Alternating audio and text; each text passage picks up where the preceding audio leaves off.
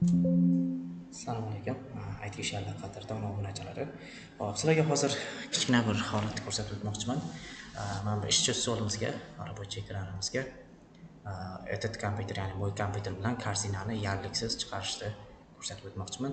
Hop, ikkita kirish yo'li bor. Demak, oddiy sichqonchani tugmasini bosib, personalizatsiya orqali kirsak ham bo'ladi yoki o'sha настройка orqali kirsak bo'ladi. Kuz tugmasi orqali parametri настройкаga kiramiz.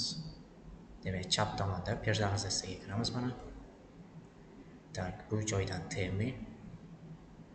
Xo'p, qo'shimcha ravishda aytib o'tsam, mana bu joyda temalarni o'zgartirsalar bo'ladi. Ekran holatda kimga qaysi biri mos kelsa.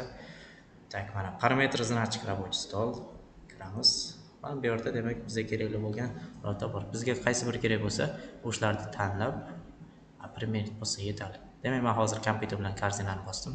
Sababi menga qolgan uchalasi kerak emas. Panel setlar kimga kerak bo'lsa, ulardan belgilasa bo'ladi. Xo'p, keyin shu joyda agar bizga edit kompyuter bilan korzinani ko'rinishi o'zgarishini xohlasak, boshqacha значокlar tanlamoqchi bo'lsak, mana shu joydan tanlab o'zgartirsak bo'ladi. Demak, kerakligini tanladik. Primerit.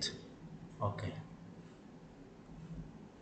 Mana bizda demak korzina bilan edit kompyuter yarliksiz holatda chiqib keldi. Korzinani bu tomonga qo'yaman. Edit kompyuter. Hammaga